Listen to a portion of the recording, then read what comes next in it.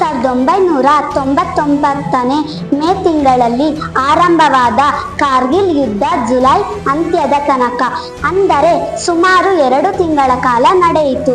ಈ ಯುದ್ಧದಲ್ಲಿ ಲೇ ಹೆದ್ದಾರಿಯವರೆಗೆ ನುಗ್ಗಿ ಬಂದಿದ್ದ ಪಾಕ್ ಸೇನೆಯನ್ನು ಭಾರತೀಯ ಸೇನೆ ಕೆಚ್ಚೆದೆಯಿಂದ ಯಶಸ್ವಿಯಾಗಿ ಹಿಮ್ಮೆಟ್ಟಿಸಿತು.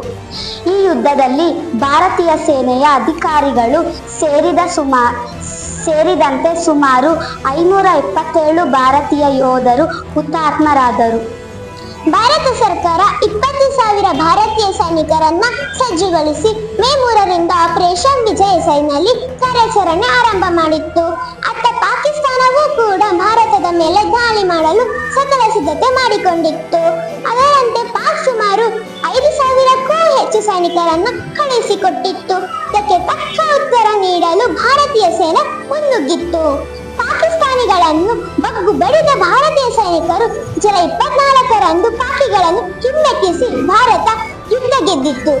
ಇದಾದ ಬಳಿಕ ಪ್ರತಿ ವರ್ಷ ಜುಲೈ 26ರಂದು ಕಾರ್ಗಿಲ್ ವಿಜಯ ದಿವಸ್ ಅನ್ನು ಆಚರಣೆ ಮಾಡಲಾಗುತ್ತದೆ.